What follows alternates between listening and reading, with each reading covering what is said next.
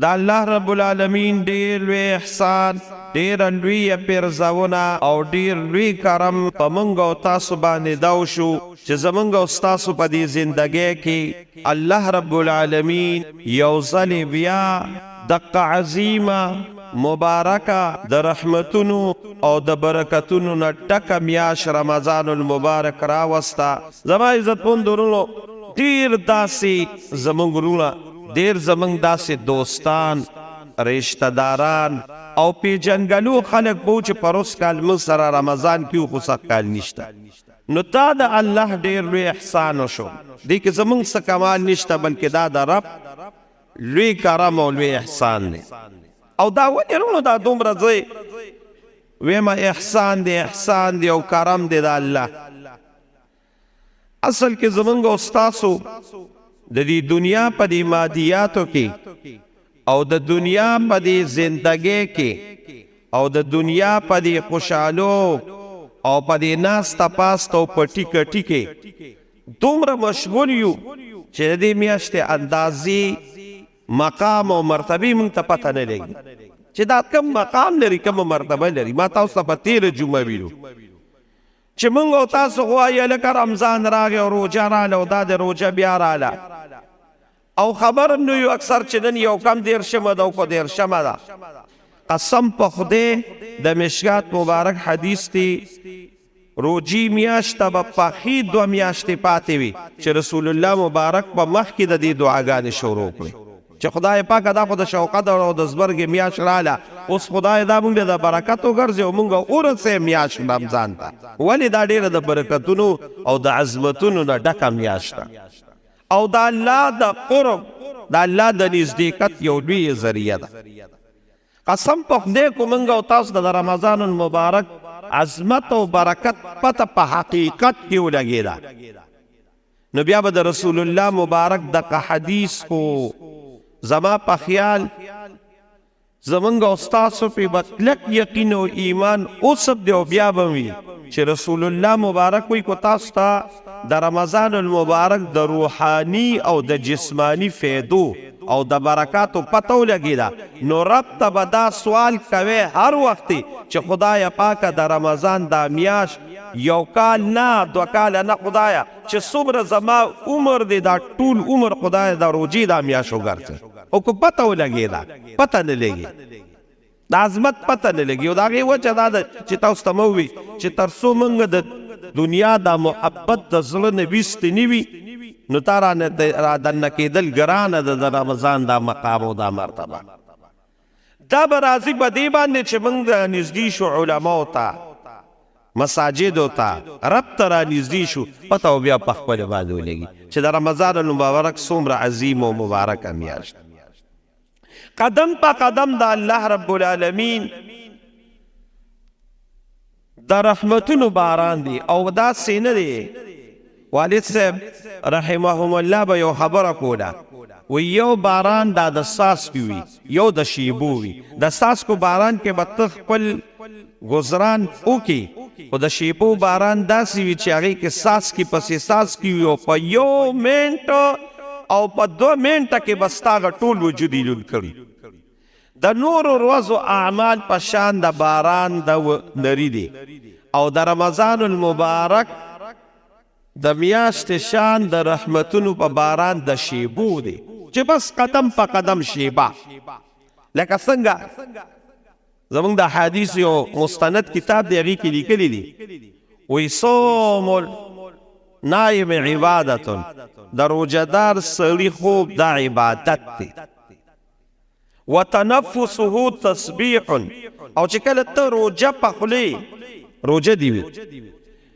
او انسان یو فطري څیز دی دا ساه. موږ او تاسو ساه لو، اکسیجن او کاربن ډای اکساید په سپیمه ساه والو په خولې راوباسو، زمونږ فطري ضرورت دی. بغیر د دې نه زندګي نامکمل ده، مرګ دی بیا چې ساه بنده شوه مرګ دی بیا. نو ساه خو موږ تاسو والو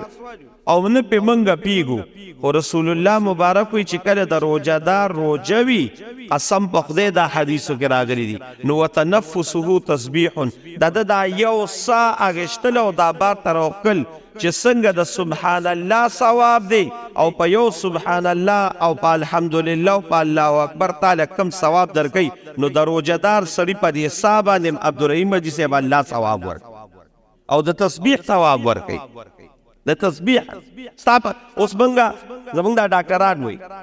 چې یو نارمل انسان چې دی نارمل انسان دی او جوړ دی پیپړې میپړې برابر دی ساه ښکلې نارمل علي نارمل انسان په شواروس کې 23,000 کرته ساه علي او 23,000 کرته را دننه کوي بار نو گویا چې ستا په نو د رمضان المبارک لمحلم قیمتي ده قدم په قدم دا قیمتي دی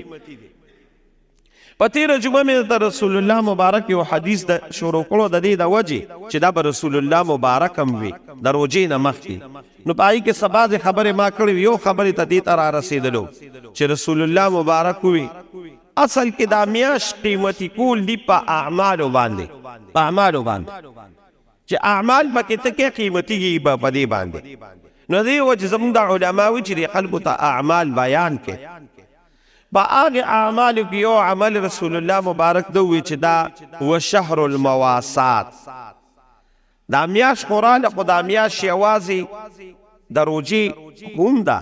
خو یوازې روجې باندې اکتفا مه کوه د تراوم د یوازې په تراو باندې اکتفا مه کوه د قرآن شریف د تلاوت هم د بېشکه ثواب پکې ډېر دی خو اکتفا به یوازې په دې ده کې د نوافل هم ده خو په یوازې نوافلو باندې به اکتفا نه کوي رسول الله مبارک یو پورا پلاننګ بیان کړی دی وی هو شهر المواسات دا د خیر ښېګڼې میاشت ده دې کې به خپلو غریبانو وروڼو سره لږ خیر ښېګړه کې انفاق فی سبیل الله به کې او بیا رسول الله مبارک د دې انفاق فی سبیل الله یو ډېر معمولی مثال بیان کړ غټ نه دی چې دا غټ په څه مقام یې الله ته پته لګي یو ډېر معمولی مثال یې بیان کړ او معمولی مثال یې څومره دی یاره زه وایم و ابګل حاجي صاحب کو په دې معمولی مثال منګ او په دې معمولی عمل وکړو انشاءالله الله به لوی مقام ورکوي سوی رسول الله مبارک وی هو خیر المواسات دا د خیر ښېګڼې میاشت ده چا چې په یو روژهدار باندې روژه ماتې وکړه روژه ماتې او روژه ماتې وله ورکړه نو د دې یو روژه ماتې د برکته به الله دله 3 انعامه ورکړي 3 انعامه به الله دله ورکړي یو وګوره ډېر لوی انعامات دي یو روژهدار له یو روژهدار یو روژه ماتې او تا له د هغې په بدله کې به الله 3 انعامه درکوي یو انعام به دا وي چې د هغې روژهدار چې چا له روژه ماتې ورکړه د هغه د روجی څومره ثواب دی د هغه د تلاوت څومره ثواب دی د هغه د نوافلو څومره ثواب دی د هغه د تسبیحاتو څومره ثواب دی چې د هغه څومره ثواب کېږي او تا ولې دا روژه ماتې ورکړه اب هومره ثواب به الله ستا په عملنامه کې وړي الله اکبر ګوره هغه به څومره نیک اعمال کړي وي هغه ټول اعمال ستا په عملنامه ستا هغه خپل په خپل ځای او د هغه هغه مو لیکلي شو رسول الله صلی الله علیه وسلم وسره جوخد او فرمایل اصل نه چې هغه مجبور هغه مفلس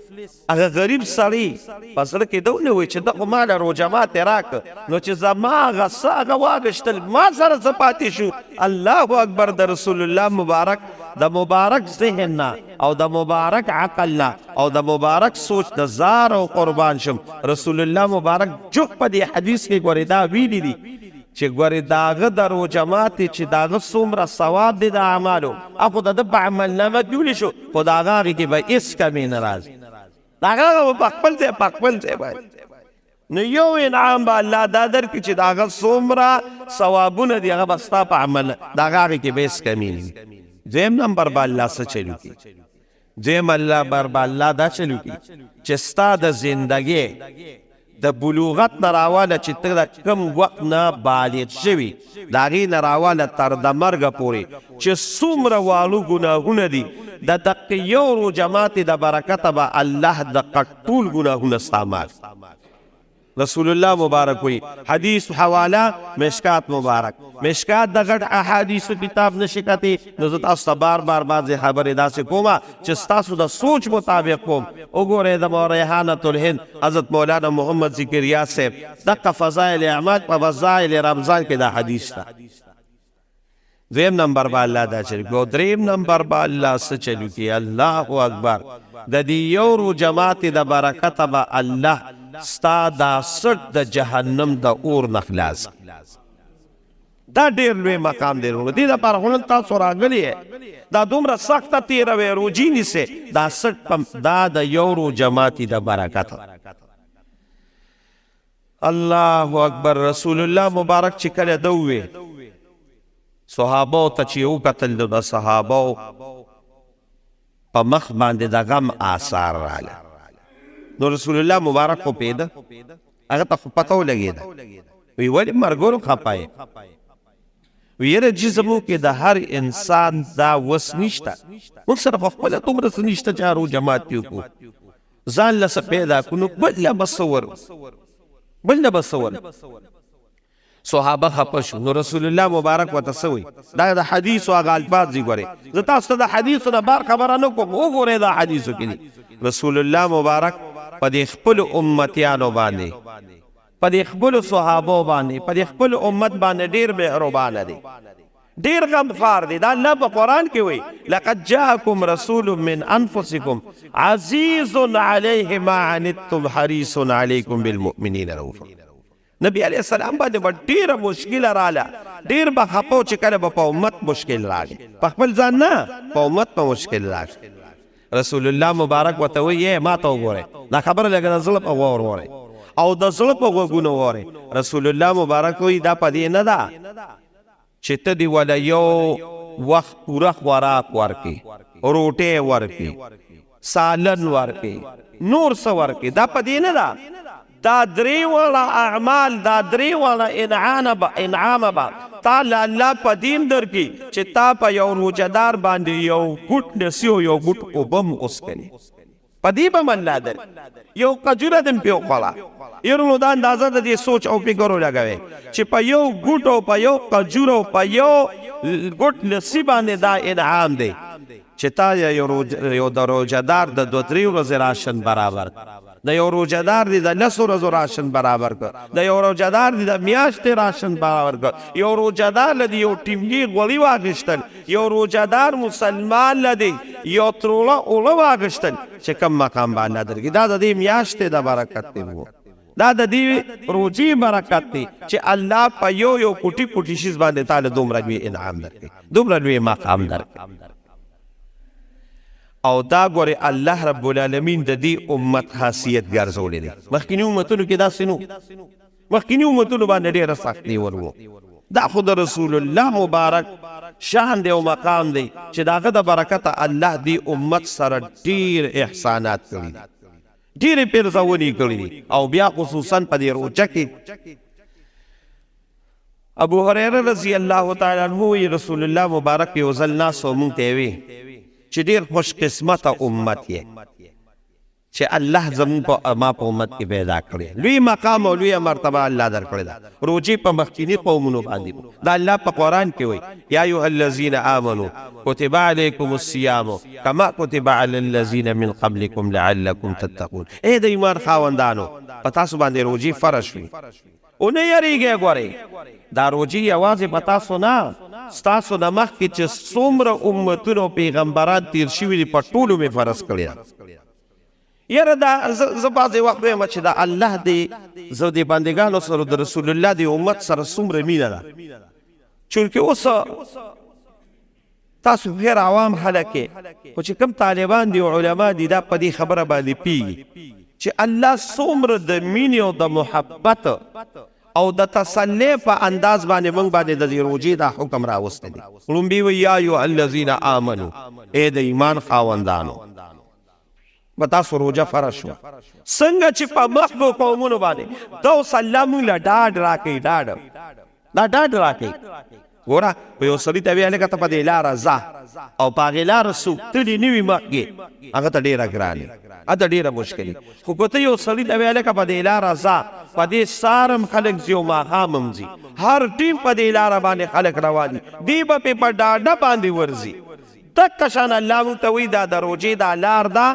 دا یوازې په تاسو نه په دې مخکې ډېر خلک تللي دي او کامیابۍ ته رسېدلي دي ورځئ پې شابه دا الله د ډاډ دپاره وایي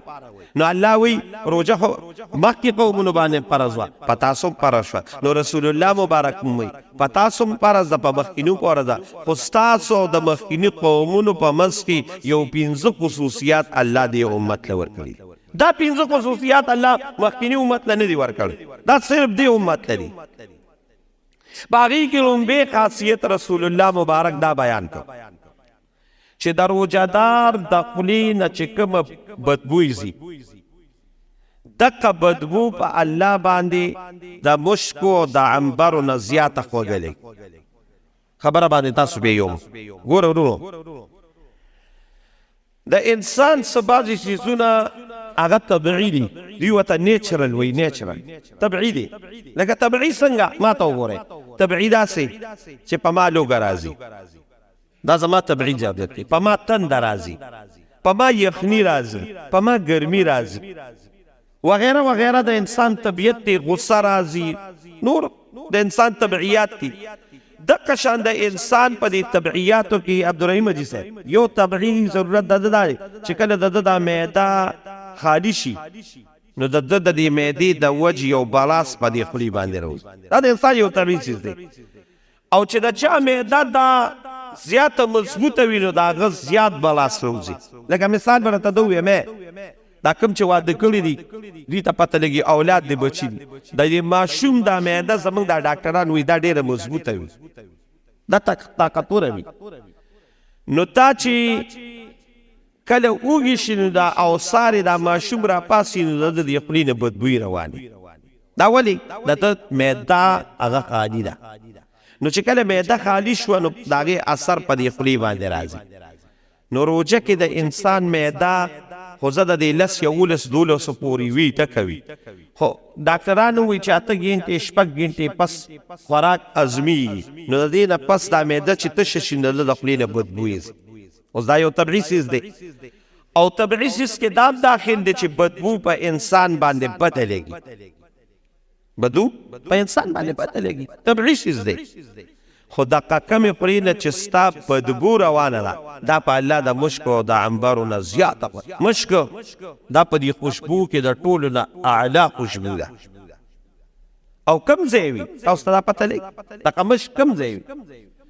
مشک چې دا کم تاسو ته کوسۍ وایي اردو کې ورته هرن وایي د دې هرن د دې ججوري او د دې ملا یا د دې ججوري د دې په دې منځ کې یو ځای دی هلته دا د مشکو نه ډکی نو دا کم ښکاریان چې وینیسي نو د اوسۍ هغه غوښه او پخپل دی خو دوی یې د دې مشکو دپاره چې ډېره بهترینه خوشبو ده قرآن کې الله صفت هم کړی دی رسول الله مبارک هم ډېر صفت کړی دی نو ډېره اعلی خوشبو ده د دقې خوشبو نه زیات په الله باندې ستا دا بدبوی دی اوس دا ولې لګي د دې زمونږ دقې مولانا محمد ذکریا صاحب ډېر ښکلي توجیحات کړي دي 8 توجیحات یې کړي دي خو زه راته 3 بیانوم 3 آسان نه ته بیانوم چې ستا ذهن کې کینی یو توجیه کړې ده چې دا خوشبو په الله باندې ولې خوږه لګي دا د دې وجې د دې بدبو په بدله کې به الله تعالی یو انعام درکړي ګوره وروڼو یاد ساتئ د ټولو نه سخت وخت په موږ او تاسو باندې د ځنکدن دی الله دې راته اسانه کړي چېرته بیان به پرې راته وکړم بیا د ټولو نه سخت دویم وخت بیا د قبر نه پاسېدل دي قبر کې زندگی ده او بیا د قبر نه پاسېدل دي دا د قبر نه پاسېدل ډېر ګران دي څومره ګران دي یاره دومره ګران دي چې عیسی علیه السلام الله ته یو ځل سوال کوي خدای پاکه ما په حق کې یو 3 سواله قبول کړي نو الله دا په قرآن کې بیان کړی دی چې زه 3 سواله دا تا لپاره دا قبلوم چې والسلام علی یوم ولدت ويوم اموت ويوم ابعث حیا 3 وخت په انسان ډیر سخت یو هغه چې کله دی دنیا ته راځي او د مور نه پیدا کیږي دا ډیر سخت وخت دی او هغه بچی ته او مور دواړو ته ډېر زیات تکلیف وي او دواړو ته د مرګ هغه امکان ډېر زیات وي. تاسو ټول په دې باندې پوهېږئ. نو الله رب العالمین حضرت عیسی علیه السلام ته چې په کوم ورځ پیدا کېدی په سلام. بیا چې کوم ورځ د دنیا نه ځي و یوم اموت، کله د دنیا نه رخصتي کې، نو دا ډېر سخت وخت دی او پتا به ډېره اسانه وي. الله په قرآن کې وایي و یوم ابعث حیا، او بیا سخت وخت دا دی چې کله ته د قبر نه پاسې، دا ډېر سخت وخت وي. څومره سخت وخت وي؟ ما ته وګورئ وهاب ګل صاحب، رسول الله مبارک فرمایي د مشکات مبارک حدیث دی چې کله انسان د قبر نه پاسي، نو بعضې خلک به وویني چې مخونه د سپي به وي، د بعضې خلکو مخونه به د خنزیر وي، د بعضې مخونه به هغه د پیشوګانو، د بیزوګانو، د درندګانو وي. خدای دې د دې حالت نه وساتي. خو چې روجهدار کله د قبر نه پاسي، روجهدار کله، نو د دغه شکل، د دغه صورت خو پرېږده چې مولانا محمد ذکریا صاحب وایي شکل او صورت خو پرېږده،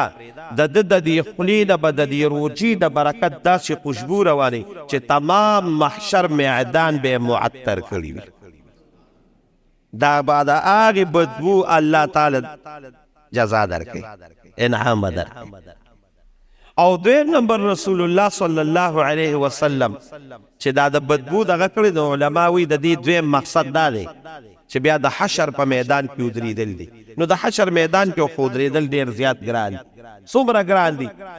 قرآن شریف کې بس دا یو آیات ته ویم، په دې باندې خو قرآن ډک دی، خو صرف دا یو آیات ته ویم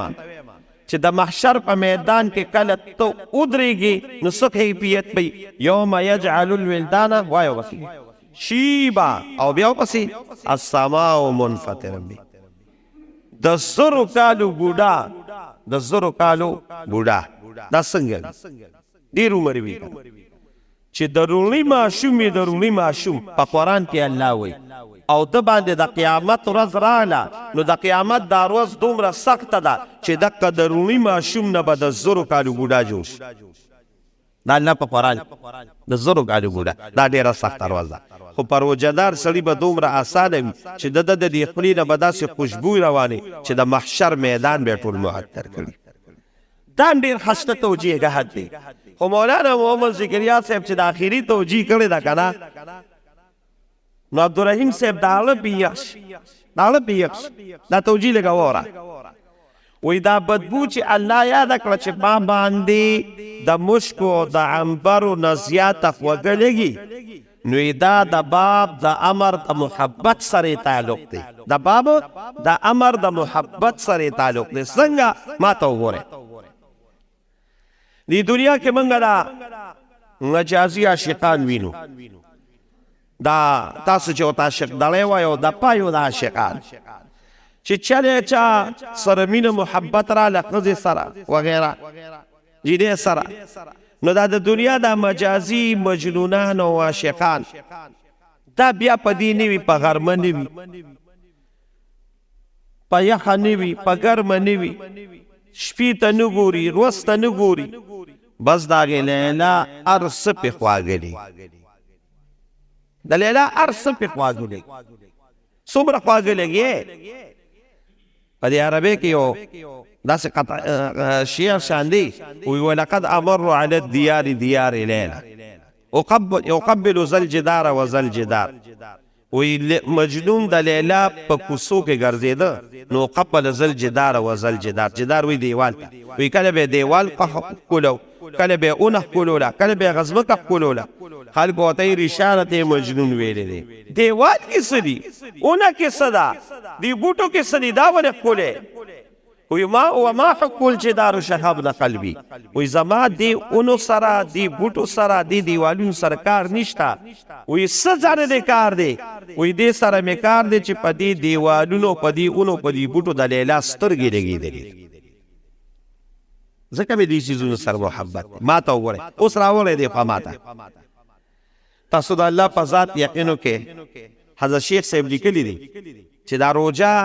خو مونږ او تاسو چې نیولې ده، د چا د یارې نیولې؟ جواب راکړئ، الله د یارې. حقیقت دا دی، حقیقت دا دی چې دا د الله د یارې ده. ولې؟ ګوره مونږ ګناه کېږي، ګناهګاران یو، خو ته ګور ما ته وګوره چې ګناه کېږي وشي، خو ستا روژه ده که نه، ته په کوټه کې دننه کښېنه، ښځه هم نشته، بچي هم نشته، لوڼ هم نشته، څوک هم نشته، خو ښکلې فرج دی، خوراک هم پکې پروت دی، میوه هم پکې پرته ده، څوک مانع هم نشته،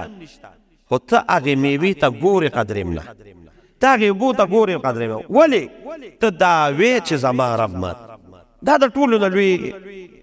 انعام دی، دا د ټولو نه لوی د تقوا هغه ذریعه د قسم په خدای. نو دا روژه موږ د الله دپاره نیولې. اوس چې ستا په دې خولې نه دا بلا سره ووته، تا روژه د الله دپاره نیولې ده، د الله ته دومره محبوب ګرځېدلې، دومره خوښې ګرځېدلې چې هغه ستا هغه بدبوی په الله باندې ډېره خوږه لګي. د مشکو د عنبر دا ولې؟ د الله مینه تا سره یې ده، د الله محبت تا سره. نو رسول الله مبارک یو دا وی چې د روژهدار سړي د خولې بدبوی دا پر الله باندې ډېره محبوبه لګي. دا صرف د دې امت خاصیت. دویم نمبر رسول الله صلی الله علیه وسلم فرمایي چې دا د بل امت خاصیت نو، دا دریاب کبان د روژهدار د پاره د مغفرت دوا کوي، حتی تر دې پورې چې روژه دې ماته کړي، دې پورې لګیا وي. د دې څه توجیه ده؟ د دې علما دوه توجیهګانې کوي، دوه توجیهګانې. یو توجیه دا کوي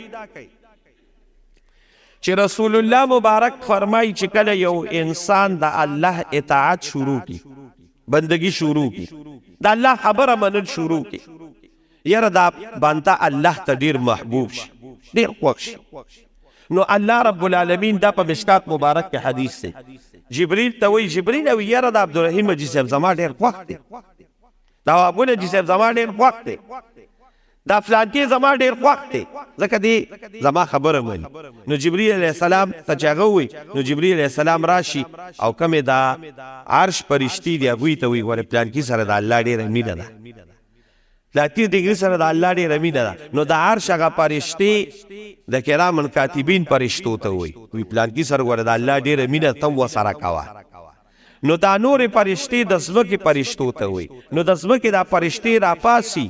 او چې څومره په دې کائنات کې مخلوق دی دې ټولو ته وایي چې ګورې د پلانکي سره د الله او د فرشتو ډېره زیاته مینه. نو دغه مخلوق هم د سره مینه شروع کړي. نو رسول الله مبارک وایي چې دا دلته کبان الله یاد کړي دي، د دې کبانو زړونو ته هم الله دا ور رسولي دي. او بیا حضرت شیخ صاحب وایي وی یو خو زمونږ د مخې ته مخلوق دی، موږ به تاسې وینو لګیا دی، دا ونه ده او دا بوټی ده او دا کمتره ده او دا سپی دی او دا مارغه دی او دا پلانکي دی او دا ډنګرې دی، دا موږ وینو. د دې هغه محبت د دوی په زړونو کې پرېږده. رسول الله مبارک وایي ستا هغه محبت ما د دریاب دی منځ ته د دې ځمکې د لاندې چې کوم دریاب دی او په هغې کې کبان دي هغې ته هغه محبت ما ور ورسوه.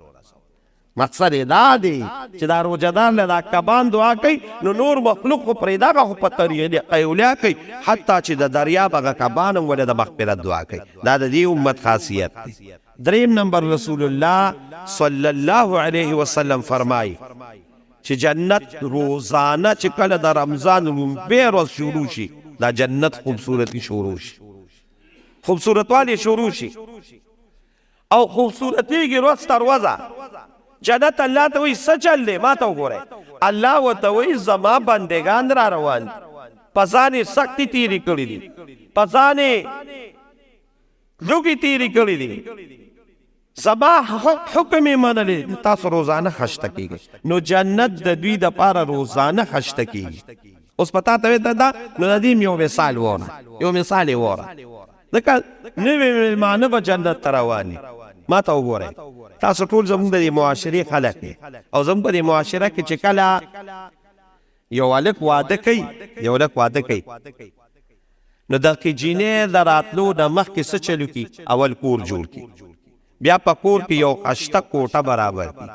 بیا هغه کوټې له ښه مزېدار وایټ واش ورکړي، بیا هغه کوټې له مزېدار رنګونه ورکړي، سیلینګ پکې وکړي، لایټونه پکې ولګئ، حتی تر دې پورې چې په آخره کې هغه ښکلې څېرې او مزېدارې ولګئ. هلکه څه چل دی؟ ولې؟ نوې مېلمانه را روانه ده که نه، نوې ملګرې را روان دی که نه، دا کمره ورته ځکه خوشته کېږي. دقه مثال وګورئ د جنت، نوې ملګرې، نوې مېلمه،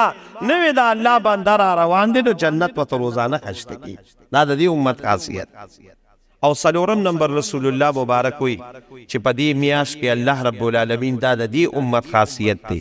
چې سرکش شیطانان الله کوتوي. نو دا حقیقت دی، دا حقیقت دی چې وګوره په رمضان کې ګناه کم شي، په رمضان کې جمعات کې منځونه زیات شي. دا ولې دا سرکش شیطانان تولیدي شوي، ګناه کم شي د نورو ورځو په نسبت باندې. خو که بعضې سړي ډېر په ګناه کې مبتلا دي، شیخ صاحب نه اجزا خبره کړې دا وره وایي چې کوم سړی په دې میاشت کې د الله اطاعت نه کوي، هماغه ګناهونه الآن کما کان جومات ته م راتګ نه کوي، نو دې د په دې زړه کې ویریږي چې زما دا شیطان ډېر سخت دی، دا ډېر سرکشه دی چې دی په دې کې م زما دپاره ونه تړلی شو، نو بیا خو بله میاشت نشته، بل ساعت نشته، بل وخت نشته. نو دقه خلک واورئ چې کوم سړی په دې میاشت کې م ګناه نه و نه لیده، دې دې پیښي چې زما شیطان سرکش دی. او دا یاد ساته، دا بیا یاد ساته او دا بیا یاد ساته، شیطان په نورو وختونو کې تا دوکه کوي، خو چې د ټولو نه خطرناک وخت نو د هغه د زنکدن وخت دی. دې رمضان کې م ته جوړ نه شوې، نو حضرت شیخ صاحب قسم خوړلی دی چې دقه سړی به بې ایمانه د دنیا نه ځي. ځان بې ایمانه بول درته کوي، ځان کې څه چینجز راولي، ځان کې څه تبدیلي راولي. او پنځم نمبر رسول الله صلی الله علیه وسلم فرمایي وی الله راته وی چې دا د دې امت خاصیت دی چې کله د رمضان المبارک اخیری شپه شي، اخیری شپه، نو الله رب العالمین فرشتي راغونډي کی چې کومه دا حساب کتاب والا فرشتي دي، ورته وی چې زما د بندگانو سختي تیر ک، زما د بندگانو په ځان باندې زغم تیر ک. وایه دا هغه مزدور څه مزدوري ده چې یو مالک ورته وی چې دا مزدوري به ته پوره وکړي، او هغه مزدور هغه مزدوري خو پوره وکړي، نو دا د څه جزا ده؟ فرشتي ورته یا الله پوره جزا ولا ور، پوره جزا ولا ور. نو تکلته د حدیث الفاظ داسې دي او بل ځای د حدیث الفاظ دا دي، دا ډول حدیثونه شته، خو د یو حدیث الفاظ بل شان دي او د بل شان دي. وی الله رب العالمین فرشتو ته وی، وره فرشتو ته وی چې وعزتي وجلالي وکرمي وعلو ارتفاع مکاني، زما د پخپل عزت قسمی، زما د پخپل جلال قسمی، زما د پخپل لوی مقام قسمی، او زما د پخپل کبر باندې قسمی چې یو مزدور تمام مزدوری خوړې وه، دغه مزدوري وکړه، ته دا روجي ونیولې او په حقیقت کې صحیح روجي ونیولې، په حقیقت کې د روجې هغه حق ادا کو، نو زما د دا څلور قسمه وی دغه څلور قسمه الله وخوړل چې دا څومره خلک دي د دې ټولو ما مغفرت وکړو، مغفرت هم نه، د دوی ټولو ګناهونه مې په نیکو باندې بدل کړل او دا ټولو مې مغفرت وکړه. دا په اخیری شپه باندې الله دا دی. نو الله رب العالمین فرشتي ورته وی یا الله دا د لیلة القدر شپه ده؟ وی نه، دا د مزدور د مزدورۍ شپه ده، دا دې امت له الله دا خاصیت ورکړی دی. زما عزتمند ورونو ډېره مبارک او عزتمند ده د مغفرت میاشت ده، ورونو ګورې دا میاشت په خیال ساتئ، دا کومه میاشت چې دا دومره برکتونه ما راته بیان کړل د دې په خیال ساتئ. او بیا په دې خبره د انسان زړه چې زه به تا ته څه جنت یادو، زه به تا ته څه حورې یادو، زه به تا ته څه علمان یادو، زه به تا ته څه مقام یادو، زه به تا ته څه د دنیا دغه یادو، مله دا هر څه په خپل ځای. خو چې کله مې د حدیث قدسي ته د رسول الله مبارک نظر راشي که نه، نو زه مله جنت هم پرېږده، ورپسې عنمان هم پرېږده، حور هم پرېږده، شربتونه هم پرېږده او انعامات هم پرېږده، دا مې نه دي پکار. دا اخر وورې دا اخر حدیثه چې رسول الله مبارک وی دا راته الله ویلي دی، الله دا د الله د خولې بیان دی، دا الله کلام دی. وی الله وی دې ته حدیث قدسي وی چې الصوم لی، روژه خاص زما دپاره،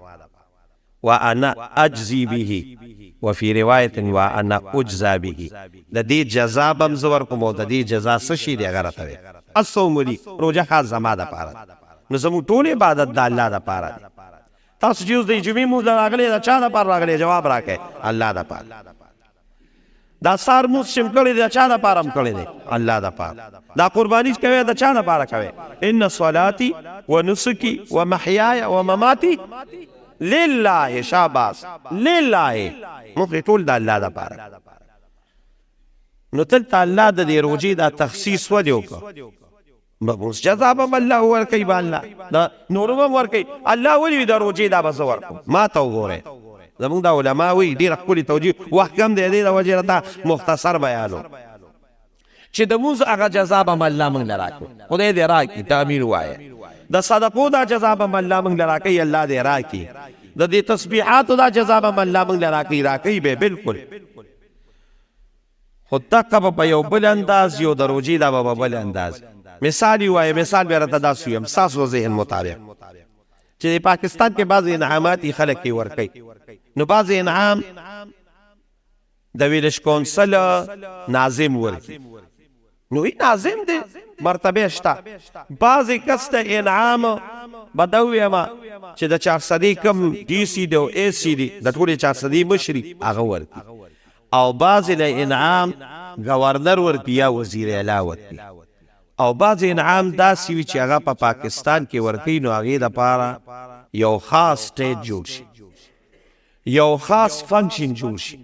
لکه مثال به راته ده ویمې لکه مثال په طور باندې زموږ د پاکستان د ټولو نه لوی اعزاز چې یو چاله په بهادرۍ باندې ورکوي نو هغه زما په خیال نشان حیدر نشان حیدر 12 کسانو له یې ورکړی نو نشان حیدر دا ډي پي یو نه ورکوي دا گورنر هم نه ورکوي دا نورم اعلی واکداران نه ورکوي بلکې د شان حیدر چې ورکوي نو په 23 مارچ یو خاص ورځ ده په هغې پس صدر هاوس چې کوم صدارتي محل دی په هغې کې فنکشن جوړ شي او صدر پاکستان په خپل لاس باندې هغه انعام ورکوي او په یو لوی پروټوکول ورکوي ما ته ووایئ د مونځ هغه جزا به الله موږ له راکوي د فرشتو په لاس پې کیدی شي راکړي د صدقاتو هغه جزا به الله موږ له راکوي ممکنه د فرشتو په لاس یې راکړي د نورو اعمالو جزا به الله موږ له راکوي ممکنه د فرشتو په لاس یې راکړي خو چې کله د روجې جزا راشي نو الله وایي د دې جزا به زه ورکړو نو ممکنه ده چې الله په یو لوی پروټوکول ما یلیق بشانه په خپل لاس موږ له راکړي الله دې زموږ او ستاسو نصیب وانا اجزا به اصوم دیوانات نو تا به الله موږ له په خپل یو مایلیق بشانی چې په خپل شان باندې راکړي او د دې بل روایت کې دا راغلی د داسې چې تا ته مړه به دې پې خوشحاله شي وانا اجزا به د دې روجې هغه جزا الله وي زما ذات دی زما ذات تا روجه ونیوله زه به له خپل ذات درکړو یرونو چې الله زموږ شو نو نور پاتې څه شو دا جنت دا حوري دا علمان دا نور سیزونه دا خو ټول د الله دی چې الله ستا شو دا هر څه ستا شو دکه به تا ته صرف په روجې باندې میلاوي نو ورونو چې د الله ذات تا ته میلاویږي د دې نه لوی مقام بل نشته خو چې روجه په حقیقت کې روجه وي ګورئ زه دې خبرې له راځم روجه به په حقیقت کې روجه ساتي رسول الله صلی الله علیه وسلم فرمایي ما ته وګورئ دا د مشکات مبارک حدیث دی چې ډیر کارته به داسې خلک وویني چې د لوږې او د تندې نه سیوا به دله الله هېڅ ورنکړي بس صرف د لوږه او تنده بس دا به د حاصله شي نور دا کم جزاګان دا به ورنکړي رسول الله صلی الله علیه وسلم د تپوس وی دا ولې وی د روجې حق ونه ساته د روجې حفاظت یې ونه کړ دا یاد ساته دا اعمال ډیر ضروری دی وی کې ثواب به الله درکوي خو یاد ساته ګورې د ټولو نه اهم څیز په دې کې ځان د ګناه نه ساتل دي د ګناه نه ساتل زموږ په دې طالبانو کې یو خبره مشهوره ده وی جلب منفعت دفع د مضرت په جلب منفعت باندې مقدمه وي دفع د مضرت په جلب منفعت باندې مقدمه وي څه مطلب ضررناک چیز دا اول لرګول په نفع دې چیز باندې چې هغه پکې دا کې دا ضروري دی چې اول دا دفع دا چې کوم ضررناک چیز دا لرګي مثال یې وره عبدالرحیم حاجي صاحب پې دی پې خو تاله یو جام تامال راوړو او هغې کې لږه شان ګندګي پرته ده نو زه به پې الله تعالی در کوم چې ته دا ګندګي لر کړې ته دا ګندګي لر کې رونو موږ به د دې خپل جام نه دا ګندګي لر کوو نو علاوه به کې هشته نیکو اعمالو ته اچو نو بیا به قیده مندي او که زه د جام کې د متیازو په جام کې پی واچوم یو چاټې پکې واچوم قسم په خدای کوئی اس پیدشت ورځېلې رد کېږي به الله وي نو رونو موږ به ځان په دې کې د ګناه نه ساتو د دې د وجې رسول الله مبارک وایي چې الصیام جنه ما لم یخرقها روجه ګورې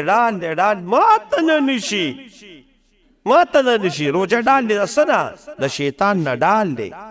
ما لم یخرقها چې ماته نه نشي صحابو تپوس کړو یا رسول الله دا په څه ماتېږي رسول الله مبارک ورته 5 څیزونه یاد کړل چې روجه ګورې په دې باندې ستا نه ضایع کېږي تا نه به دغه نه درځي 5 څیزونه یاد ساتئ وخت کم دی صرف یې راته په ګوتو شمارم نور تاسو ټول عقلمن یو ما به مخکې بیانونه هم کړي 5 څیزونه نه به دې روجه کې په خصوصي طور ځان ساتئ یو به د خولې د ګناه نه ځان ساتئ نن زمون خولې الله اکبر او پر روجه کې بیا غیبت الله اکبر ځان به د خولې د ګناه نه د غیبت نه د چغلې نه د دروغ نه قسم په خدای غیبت چغلی دروغ کنځلې فحش خبرې دا د روجي ټول اثر ختموي هیڅ ثواب برله الله نه بلکې واپس یې رله په دې مقدرونه دي ځان وساتئ د غیبت چغلې د دروغو نه او د فحش ګویې نه دیم نمبر رسول الله مبارک وی روجه چې ماتی او خرابی او اثرات ختمی ادا غوږ ګناه ده په دې غوږ باندې دروغ موره غیبت موره جانب موره بجانب موره او نن خورونو زبا دویما چې موږ په یو ډیر پر فتن دور کې مبتلا یو خصوصا د موبایل قسم په خدای روجه خرابی موبایل چې غلط څیزونه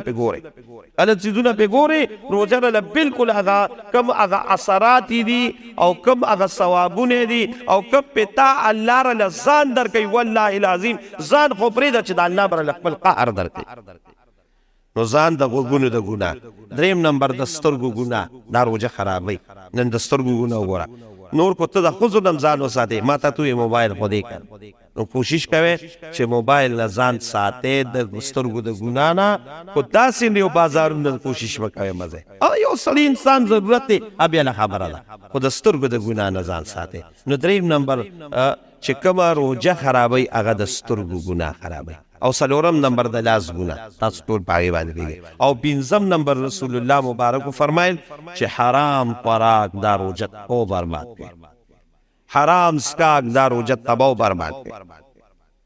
نو مکوئ داسې چې زمونږ هغه روجې الله رب العالمین اسم ځان د دې 5 ګناهونو نه ساتئ خو د روجه کې خصوصي اهتمام وکړئ چې څومره خصوصي اهتمام وکړو قسم دې د روجې هغه برکات په الله تعالی درکړي او ما تا ته په 13 جمعه باندې ویلو چې رسول الله مبارک د دې دومره دا خیال ساته د دې دومره دا تاکید وکړو وجه سوا چې دا یو روجه تا په صحیح طریقه باندې تیر کړه د دې یو میاشت د روجې اثر به په ټول کال باندې قسم په خدای ټول کال به الله پتا باندې په عبادت تیر خو تاسو د یو میاشت کې لږ چان کوشش وکړئ یو عزم ځان سره وکړئ خپل اوقات ځان له تقسیم کې یو ټایم ټایبل ځان له جوړ کې چې یاره زه به دا چل کوم نو انشاءالله وتعالی چې عزم دی وکړه یو ځل دې اراده وکړه الله په قرآن کې چې کله زما په لار کې تاسو لومبي قدم راواغښت دا قرآن شریف کې دی نو دویم قدم به راځوئ والذین جاهدوا فینا لنهدینهم سبلنا تاسو زما لار کې قدم راواغښت مولانا اشرف علي صاحب تانوي رحمه الله ډېره ښکلې ترجمه کړې وایي چې ته روان شي وایي الله به راباندې مایلي قویزاني د خپل لاس واچي او ځان سره به دې روان خو ته خو دې روان شه که نه ته خو یو عزم وکړه ته خو یو سوچ او یو فکر وکړه نو زما عزتمند وروڼو اوقات د نه ګورې ضایع لاړه نه شي یو وخت هم درنه ضایع شي نه شپه او نه ورځ ګورئ دا مې یاد ساتئ بعضې خلک دي بعضې خلک وایي دا روجه چې د کمې پورې روجه وي نو د دقې پورې به د دې هغه نیک عمل اثرات او ځان به د ګناه نه ساتئ دا یاد ساتئ چې د روجې 24 ګنټې یو شان قیمتي دي یو شان به پکې ځان د ګناه نه ساتي بلکې دا واوره د روجې د ورځې اثر د الله په جناب کې دومره لوی مقام نه لري څومره چې شپه لري ځکه قرآن نزول الله په شپه کې کړی دی. انا انزلناه فی لیلة القدر، شپه پکې د ټولو نه عزتمند ده. نو دا مو وایه چې یاره دا ورځې او د روژه ماتې پورې ګانو نه ځان ساتو، بیا چې دا روژه څنګه ماته شي نو بیا درز ورکوه. نه نه نه نه، ګورئ چې څنګه د ورځې عظمت دی دقه شان د شپې هم عظمت دی.